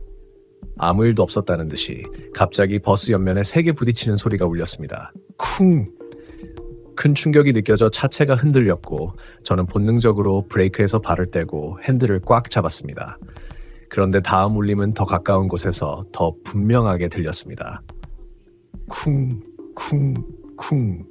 버스 주위를 천천히 돌며 두드리는 소리. 리듬도 간격도 높이도 다 다른 소리. 마치 여러 개의 손이 동시에 버스 외벽을 살피는 듯한 느낌. 이건 사고나 동물일 리 없었습니다. 동물은 이렇게 규칙적이지 않고 이렇게 사람 손가락 같은 소리를 내지 않습니다. 그리고 절대 절벽 근처에서 버스 옆을 따라가며 두드릴 수 없습니다. 하지만 더 끔찍한 사실은 따로 있었습니다. 그 소리가 들릴 때마다 뒷줄에 앉은 그녀의 입이 점점 더 벌어지고 있었다는 것입니다. 마치 버스 외벽의 소리가 그녀의 입에서 나온 울림처럼 반응하듯 입안이 어둠에 잠긴 동굴처럼 보일 만큼 벌어졌고 그 안에서 아주 깊은 곳에서부터 낮은 울림이 새어나오기 시작했습니다. 밖에 있어 아니었습니다. 더 정확히 말하면 밖에 여러 개야. 그 목소리를 듣는 순간 제 전신의 공포가 마침내 정점에 도달했습니다. 이건 이 버스에 지금 하나가 붙은 게 아니라는 것. 여러 개의 무언가가 이 새벽 공기를 가르며 제 차를 감싸고 있다는 것. 그리고 그녀는 다시 천천히 고개를 들어 거울 속에 제 시선을 붙잡았습니다. 이번에는 아까보다 확실하게 미소를 지었습니다. 입안에서는 여전히 그 낮은 울림이 이어졌습니다. 이제 들어오려고 해? 그 말이 끝나는 순간 버스 뒷문에서 금속이 삐걱거리는 소리가 들렸습니다. 정말로 열리기 직전의 소리. 휴대폰은 여전히 바닥 한가운데 떨어져 있었고 화면은 깜빡거리는 말듯 미묘하게 어두웠다. 주인공은 조심스럽게 손을 뻗어 휴대폰을 집어들었다. 손끝이 닿는 순간 화면이 스스로 켜졌다. 그런데 화면에는 통화 기록이 하나 떠 있었다. 발신. 찝찝. 그는 오늘 하루 종일 집에 전화를 건 적이 없었다. 더 이상한 건 통화 시간 영약 42. 마치 누군가가 그의 폰을 몰래 사용해 집에 전화를 건 것처럼. 그는 급히 통화 내역을 눌러 상세 기록을 확인했다. 그 순간 휴대폰 스피커에서 작고 쉰 여자 목소리가 아주 희미하게 들렸다. 들려? 그는 놀라며 휴대폰을 떨구듯 손에서 놓을 뻔했다. 이건 녹음이 아니었다. 통화가 아직 연결돼 있었다. 그는 숨을 삼키며 천천히 휴대폰을 귀에 가져갔다. 누구세요? 그 말이 끝나기도 전에 상대방의 숨소리가 확실하게 들렸다. 낮고 천천히 들이쉬고 내쉬는 살아있는 사람의 호흡 같은 소리. 그리고 잠시 뒤 여자 목소리가 다시 들렸다. 이번엔 훨씬 또렷했다. 왜? 문 열었어? 순간 그의 주변 공기가 얼어붙었다. 누가 문을 열었다는 거지? 지금 방에 있는 건 자기 혼자인데? 그는 반사적으로 현관 쪽을 바라봤다. 분명히 잠겨 있어야 할 현관문의 도어락 불빛이 깜박이고 있었다. 마치 누군가 방금 전까지 건드린 것처럼. 그리고 거실 어둠 속에서 철럭하는 작은 금소금이 들렸다. 누군가 정말로 안에 있었다. 철컥. 그 소리는 너무 현실적이었다. 주인공은 숨을 멈춘 채 어둠 속 거실을 응시했다. 아무 움직임도 보이지 않았다. 그런데도 방 안의 공기는 누군가의 체온이 스며 있는 듯 묵직하게 느껴졌다. 휴대폰에서는 아직도 그 여자 목소리의 숨소리가 끊기지 않았다. 조용한 숨, 그리고 아주 낮은 중얼거림. 뒤에 잊지 말랬잖아. 뒤에? 그는 반사적으로 고개를 돌렸다. 아무도 없었다. 하지만 공기가 달랐다. 마치 막 누군가 지나간 자리처럼 찬기가 남아있었다. 심장이 쿵 하고 뛰는 소리만 귓가에 울렸다. 그 순간 거실 쪽에서 부스럭. 그는 휴대폰을 손에 꽉 쥐고 천천히 뒤로 물러났다. 눈이 어둠에 적응되자 거실 형체들이 희미하게 보이기 시작했다. 그런데 소파 옆 주방과 거실 사이 그늘진 공간에 길게 늘어진 무언가가 바닥에 내려와 있었다. 머리카락이었다. 길고 축축하고 기묘하게 비틀린 머리카락이 바닥까지 흘러내려 있었다. 그는 본능적으로 입을 틀어막았다. 그 머리카락이 살짝 흔들렸다. 그리고 휴대폰 스피커에서 숨소리가 갑자기 가까워졌다. 귀 바로 옆에서 속삭이는 것처럼 선명해졌다. 조용히 해. 지금 보고 있잖아. 그 순간 소파 옆에 머리카락이 천천히, 아주 천천히 위로 말려 올라가듯 움직였다. 누군가 고개를 드는 것처럼. 그는 더 이상 버틸 수 없었다. 본능적으로 뒤돌아 현관 쪽으로 뛰었다. 하지만 도어락은 이미 안쪽에서 잠겨 있었다. 그가 잠근 기억은 없었다. 그리고 그의 뒤에서 낮고 끈적한 목소리가 흘렀다. 거기 아니야. 거기 아니야. 그 목소리는 너무 가까웠다. 마치 바로 뒤, 목덜미의 숨결이 닿을 거리에서 들리는 듯했다. 주인공은 몸이 굳은 채 천천히 고개만 돌렸다. 하지만 뒤에는 아무도 없었다. 텅 빈 복도만이 어둠 속에서 길게 뻗어 있었다. 그런데 뒤에서 들려야 할 목소리가 이번 그의 왼편에서 들렸다. 왜? 도망가? 그는 즉시 반대쪽 벽에 등을 붙이며 주변을 살폈다. 방 안은 죽은 듯 고요했다. 단 하나 휴대폰 스피커만이 작은 숨소리를 계속 내고 있었다. 휘, 누가 지나가는 듯한 차가운 바람이 복도 안쪽에서 스쳐 지나갔다. 창문은 모두 닫혀 있었다. 그는 더 이상 참을 수 없었다. 거실을 다시 향해 조심스럽게 한 발 내딛자 소파 옆 그 자리. 아까 머리카락이 흘러내려 있던 그 그림자에서 몸 하나가 아주 천천히 기어나오고 있었다. 손이 먼저 보였다. 길고 흰 손가락. 마치 물에 오래 담가놓은 것처럼 주름지고 축축한 손. 그 손이 바닥을 짚으며 앞으로 한 뼘씩 기어나왔다. 그 다음엔 팔꿈치, 그리고 어깨. 움직일 때마다 마루가 소리를 냈다. 그리고 마침내 어둠 속에서 얼굴이 드러났다. 머리카락 사이로 보이는 눈은 사람의 눈동자가 아니었다. 하얗게 뜨고 초점을 잃은 채 위쪽만 바라보고 있었다. 하지만 그 입술은 또렷했다. 작게 아주 작은 웃음을 짓고 있었다. 그 웃음이 번지던 순간 휴대폰에서 다시 목소리가 들렸다. 계속 보고 있었어. 주인공이 휴대폰을 떨어뜨리자 화면은 바닥에서 깨지듯 번쩍였다. 그리고 그 여자 얼굴이 갑자기 뛰어오르듯 주인공을 향해 다가왔다. 그는 비명을 지르며 뒷걸음질 쳤지만 등 뒤에서 무언가가 그의 발목을 잡았다. 차갑고 축축한 손. 바닥 아래에서 또 다른 손이 튀어나와 그를 끌어당기고 있었다. 가지마. 같이 있어. 여기 내려와. 여러 목소리가 동시에 귓가에서 속삭였다. 하나도 같은 음색이 아니었다. 여자, 아이, 남자 뒤섞여 있었다. 그때 현관문 도어락이 갑자기 삑삑삑삑 비밀번호를 누르는 소리를 냈다. 누가 밖에서 비밀번호를 치고 있다? 주인공은 발목을 잡힌 상태로 현관문을 바라봤다. 마지막 숫자를 누르는 소리가 딱 하고 울리고 잠금 장치가 철컥하고 풀렸다. 문이 천천히 안쪽으로 열렸다. 그 틈 사이로 사람의 발이 천천히 들어왔다. 그리고 그 발이 완전히 안으로 들어서자 방 안의 모든 목소리가 동시에 속삭였다. 왔다. 문틈으로 들어온 발은 천천히 복도의 그림자를 드리웠다. 주인공은 아직도 발목을 잡는 차가운 손에서 벗어나지 못한 채 그 그림자를 바라보았다. 신발은 일반적인 운동화였지만 복도 조명이 깜빡일 때마다 신발의 방향이 달라져 있었다. 마치 발이 앞으로 향해 있으면서 동시에 옆을 보고 있고 부자연스럽게 뒤집혀 있는 것처럼 보였다. 조명이 다시 켜지자 이번엔 신발이 멈춰 있었다. 그리고 그 위로 천천히 다리가 드러났다. 하지만 이상한 점이 있었다. 발은 안쪽을 향하고 있는데 다리의 각도는 완전히 반대 방향을 향하고 있었다. 저게 사람이 가능해? 주인공의 목구멍에서 숨이 턱 막히는 소리가 났다. 그 순간 바닥 아래에서 잡고 있던 손들이 갑자기 힘을 더 세게 줬다. 발목이 얼음 속에 잠긴 듯 시렸다. 복도 끝에서 들려오는 소리. 뚝뚝 뚜둑 뼈가 어긋나고 관절이 재배열되는 소리. 그 소리를 따라 시선이 자동으로 위로 올라갔을 때 현관문 틈에서 들어온 그 존재의 상반신이 비틀린 채 턱 아래로 꺾여 있었다.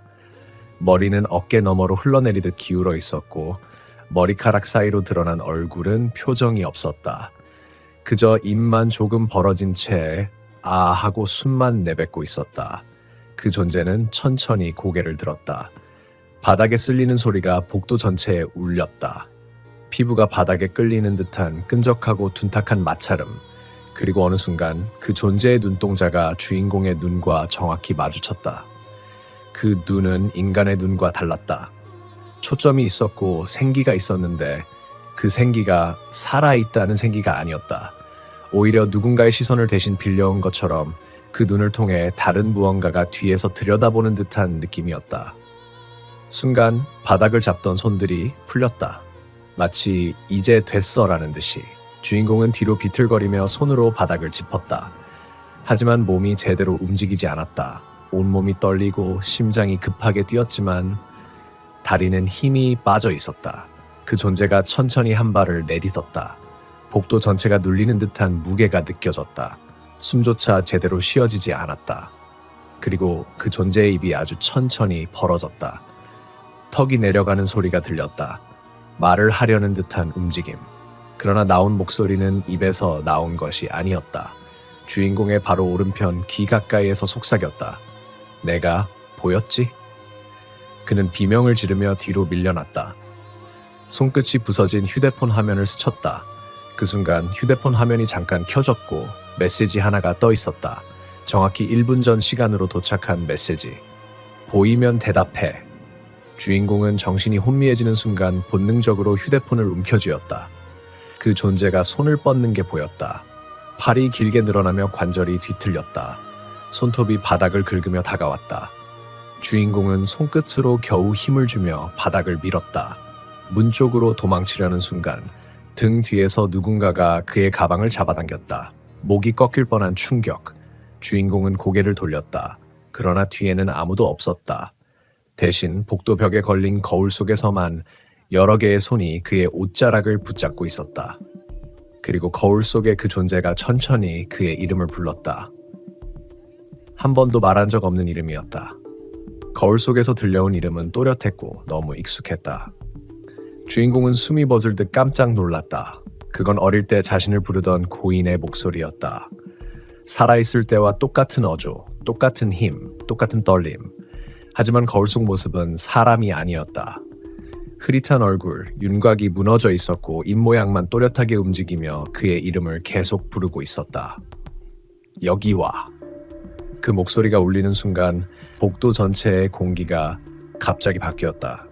마치 온도 자체가 뒤틀리는 느낌. 따뜻하던 실내가 얼음물 속처럼 차갑게 식고 피부 위로 닭살이 돋았다. 그 존재는 주인공을 보며 천천히 고개를 기울였다. 부러진 나뭇가지처럼 어긋나게 기울어져 머리가 어깨에 닿을 정도였다. 네가 불렀잖아. 불렀다고? 주인공은 머리가 혼란스러웠다. 그는 아무것도 부른 적이 없다. 누구에게 연락도 하지 않았고 도와달라고 부르지도 않았다. 그 순간 주머니에서 휴대폰이 저절로 진동했다. 주인공은 떨리는 손으로 화면을 확인했다.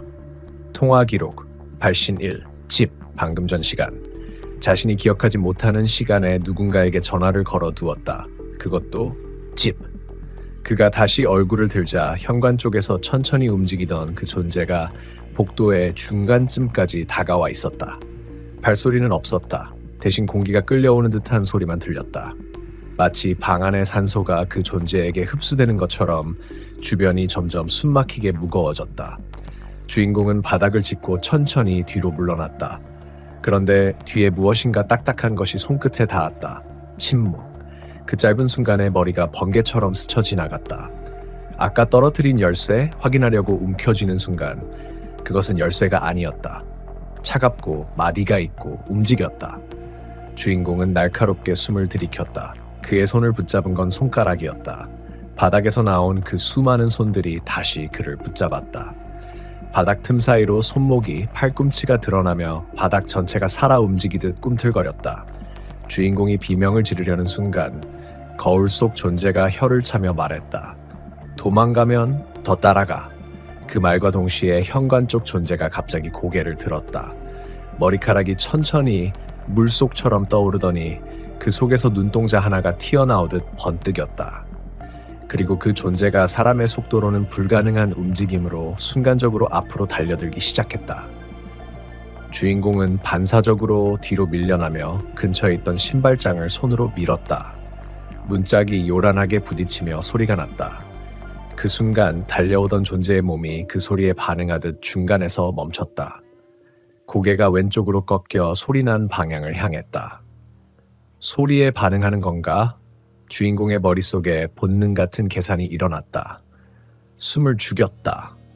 정말 숨을 완전히 꺼낸 뒤 들어오는 공기마저 최소화하려고 몸을 웅크렸다. 그 존재는 고개를 갸우뚱거리며 아주 조용히 복도를 훑어보기 시작했다. 그 눈은 명확한 초점을 잃고 무언가를 찾고 있었다.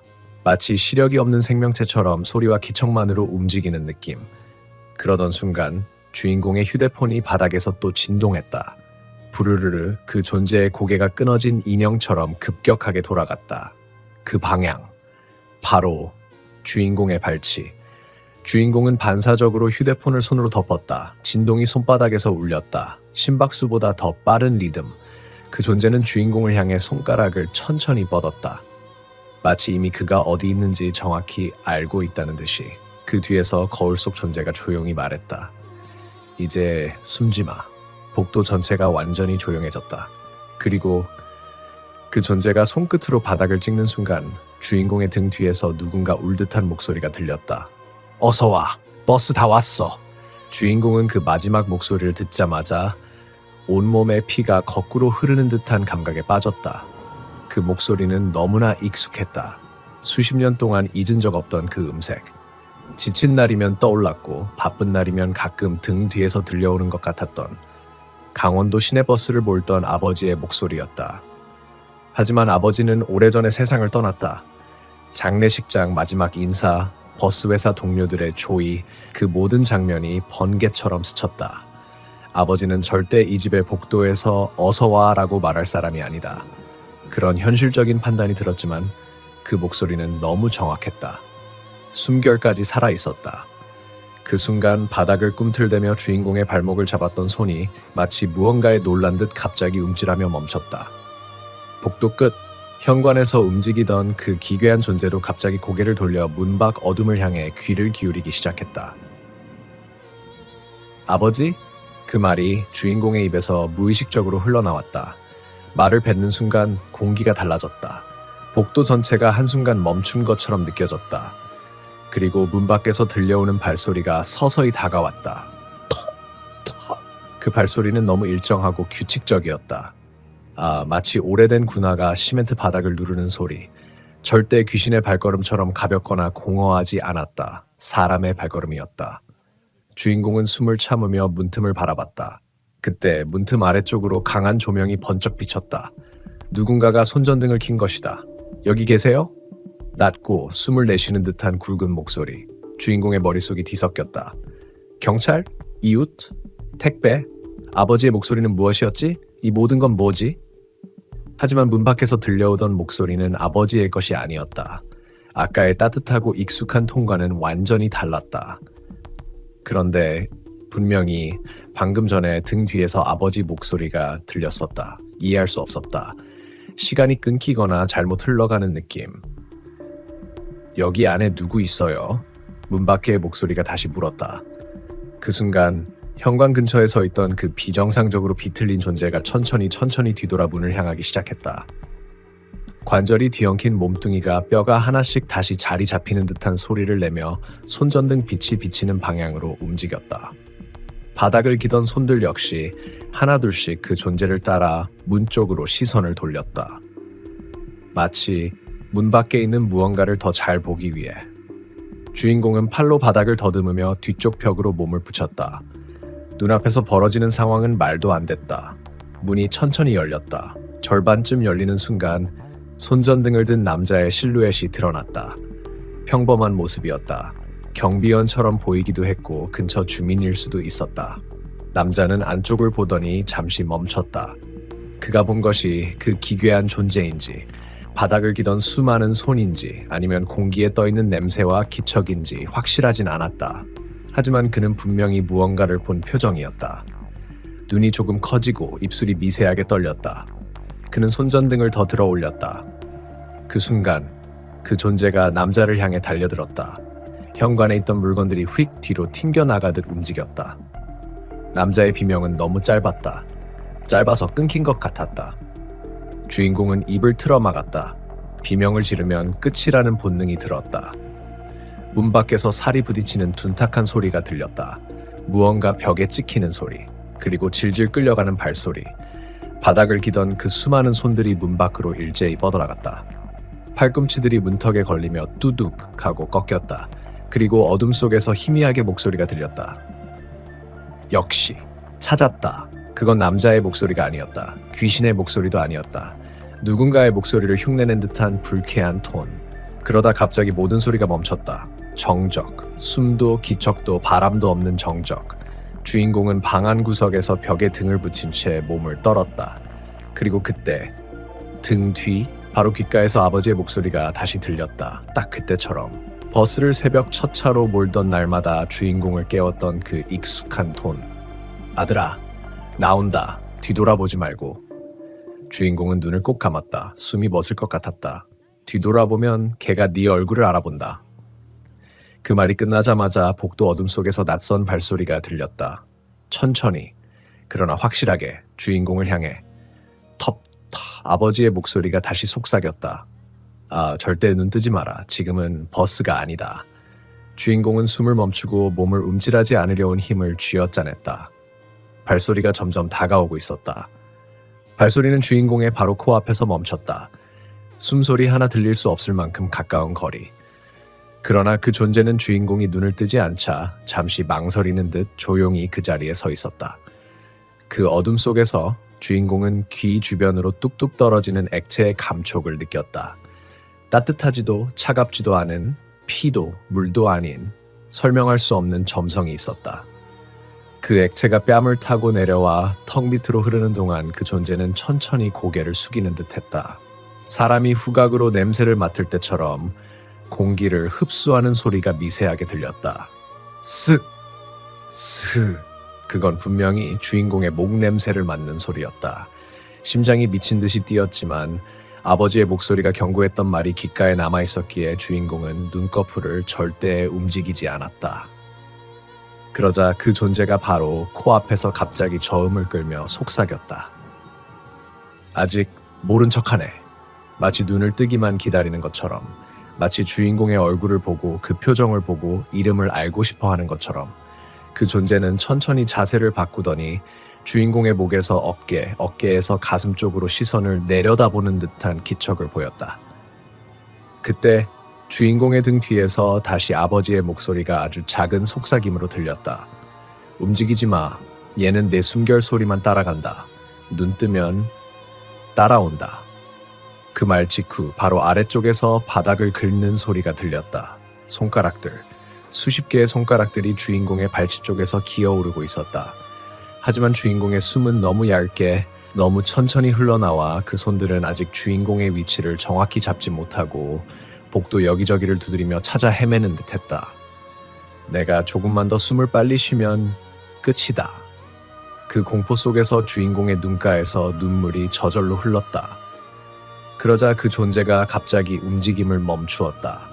그리고 아주 느리게 주인공의 뺨을 향해 고개를 기울였다. 코끝이 거의 얼굴에 닿을 만큼 가까워졌다.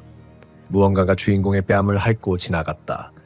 혀였다. 사람의 것이 아닌 길고 건조하고 찢어진 가죽처럼 거친 혀. 혀가 지나간 부위가 잠시 얼얼해졌다. 마치 피부 온도가 급하게 떨어지는 감각. 주인공은 무의식적으로 몸이 떨렸다. 그 순간 그 존재가 속삭였다. 지금 알아봤어. 바로 그때 복도 한쪽에서 버스 도착 벨 소리가 울렸다. 띵. 익숙한 오래된 버스 정류장의 사운드. 그 기괴한 존재가 바로 그 소리에 강하게 반응했다. 몸이 한순간 뒤로 젖혀지더니 놀란 듯 고개를 돌렸다. 그리고 몸 전체가 천천히 문 쪽으로 향하기 시작했다. 주인공은 그 틈을 놓치지 않고 가슴 안에서 끓어오르던 공포를 억눌러 아버지의 목소리에 집중했다. 아버지는 낮게, 아주 낮게 말했다. 지금이다. 천천히, 숨 쉬지 말고 천천히 일어나라. 주인공은 눈을 뜨지 않은 채 기어가는 자세로 자세를 풀었다. 바닥의 손들이 여전히 벽을 더듬고 있었지만 주인공의 정확한 위치는 아직 찾지 못하고 있었다. 그 존재는 정류장 벨소리처럼 울린 그 소리에 이끌려 현관 쪽으로 몸을 기괴하게 움직였다. 뼈가 서로 부딪혀 흔들리는 소리와 함께. 그리고 문 바깥 어둠 속에서 또 하나의 발소리가 천천히 들려오기 시작했다. 이번에는 너무 익숙했다. 정확히 아버지가 퇴근하며 기숙사 복도를 걸어오던 그 발걸음과 같았다. 텁텁. 그 존재는 문 앞에서 멈추더니 그 발소리를 향해 고개를 비틀었다. 몸 전체가 경계하는 듯한 자세였다. 이때 아버지의 목소리가 주인공의 바로 오른쪽에서 들렸다. 지금 눈을 떠라. 단 앞은 보지 말고 내가 비춘 대로만 봐. 주인공은 눈을 떴다. 처음에는 흐릿한 그림자뿐이었다. 그러나 시야가 조금씩 밝아지면서 한 가지가 선명하게 보였다. 주인공의 발 밑에 놓인 버스표. 아버지가 생전에 쓰던 금속 테두리의 종이 버스표, 정확히 그 모양이었다. 주인공은 그걸 손에 쥐었다. 그러는 동안 현관 쪽의 존재와 문 밖의 발걸음이 서로를 향해 조용히 움직였다. 주인공은 그때 깨달았다. 아버지는 이 집에 들어오지 않았다. 그 목소리는 어딘가에서 이곳을 비켜가게 하고 있는 것뿐이었다. 문 밖에서 낯익은 목소리가 울렸다. 이제 됐다 아들아, 뛰어. 순간 집안의 모든 것이 흔들렸다. 주인공은 버스표를 움켜쥐고 몸을 앞으로 던졌다. 그것이 살아남는 유일한 길이었다. 주인공은 온몸을 내던지듯 앞으로 뛰었다. 발은 바닥을 박차면서도 떨렸고 손에 쥔 버스표는 땀과 피가 묻은 듯 축축했다. 그러나 그 순간 현관 쪽에서 들려오는 소리, 기괴하게 부러진 관절 소리, 그리고 바닥을 긁는 손가락 소리가 동시에 울렸다. 숨을 최대한 억누르며 그는 버스표를 손에 쥔 채 계단 쪽으로 몸을 돌렸다. 계단은 다행히 어둠 속에서도 비교적 안전했다. 한 걸음 올라갈 때마다 바닥이 삐걱거렸지만 뒤에서 따라오는 소리는 잠시 멈춘 듯 했다. 그 순간 복도 한쪽 벽벽 거울에 자신의 모습이 비쳤다. 흐릿하게, 그러나 선명하게. 자신 뒤에 길게 늘어진 그림자가 있었다. 머리카락, 팔, 손, 거대한 그림자가 주인공을 향해 미세하게 움직였다. 뒤돌아보면 끝이야. 아버지 목소리가 귓가에서 다시 울렸다. 주인공은 거울을 외면하고 계단을 더 빠르게 올라갔다. 심장은 폭발할 듯 뛰었고 손에는 버스표가 점점 뜨거워졌다. 마치 이 작은 종이가 그의 유일한 보호막처럼 느껴졌다. 계단 위 다락방으로 이어지는 문이 있었다. 주인공은 문을 열고 기어 들어갔다. 다락방은 오래된 가구와 먼지 그리고 오래된 종이 냄새로 가득했다. 발자국 소리도 숨소리도 거의 들리지 않았다. 하지만 주인공은 긴장을 늦출 수 없었다. 문득 다락방 구석에서 희미하게 빛나는 것이 눈에 들어왔다. 오래된 앨범 한 권. 그 앨범의 사진 속에는 어린 시절 주인공과 아버지 그리고 버스를 몰던 시절 동료들의 모습이 담겨 있었다. 그때 앨범에서 종이가 삐걱이며 움직였다. 자연스러운 바람도 손길도 없었지만 종이는 스스로 열리며 마지막 페이지를 펼쳤다. 그 마지막 페이지에는 버스 승객들의 얼굴이 빽빽하게 그려져 있었다. 하지만 그중 일부는 눈이 없거나 얼굴이 찌그러져 있었다. 정확히 그들의 모습이 지금 집 안에 있던 존재와 닮아 있었다. 주인공이 얼어붙은 채 사진을 바라보는 순간 뒤에서 천천히 문이 닫히는 소리가 났다. 찰칵. 현관문이 잠기듯 다락방 문이 스스로 잠긴 것 같았다. 뒤돌아보니 다락방 입구에서 그 존재의 그림자가 천천히 올라오고 있었다.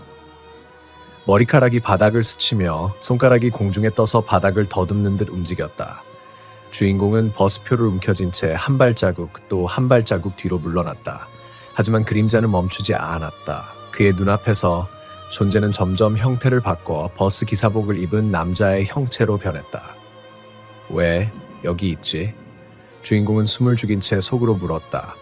그 목소리는 살아있던 아버지의 목소리와 닮아 있었다. 하지만 얼굴은 부서지고 살이 늘어져 있어 아버지가 아니었다. 그 순간 버스표에서 빛이 뿜어져 나왔다. 희미하게 그러나 점점 밝아지는 빛. 존재는 그 빛을 피하듯 뒤로 물러났다. 주인공은 빛을 따라 달렸다. 다락방을 가로질러 오래된 사다리를 지나 마침내 작은 창문 쪽으로 몸을 날렸다. 바깥 공기가 얼굴을 때리자 그 존재는 다락방 안에서 비명을 지르듯 몸을 뒤틀었다. 그리고 주인공이 창문 밖으로 뛰어내리는 순간 모든 소리가 멈췄다. 밖에서 숨을 고르며 뒤돌아보자 다락방 창문 너머로 아무것도 보이지 않았다. 바닥에는 버스표만 빛을 잃고 놓여 있었다. 그때 멀리서 낯익은 버스 엔진 소리가 들려왔다. 낡은 강원도 시내버스의 엔진음 그리고 정류장 벨 소리가 은은하게 울렸다. 주인공은 버스표를 주머니에 넣고 두 손으로 얼굴을 감싸며 깊게 숨을 내쉬었다. 살아남았다. 하지만 그날 이후 주인공은 밤마다 그 목소리를 듣는다. 버스 엔진 소리, 정류장 벨, 그리고 아버지의 목소리. 그 모든 것이 뒤섞여 다시는 완전히 안전하다고 느낄 수 없는 공포를 남긴 채. 이 이야기는 오랜 경력의 강원도 버스 기사님이 직접 들려준 실제로 경험한 공포 체험이다. 한 사람의 삶과 죽음, 기억과 영혼이 뒤섞인 장소에서 주인공은 살아남았지만 공포는 결코 끝나지 않았다.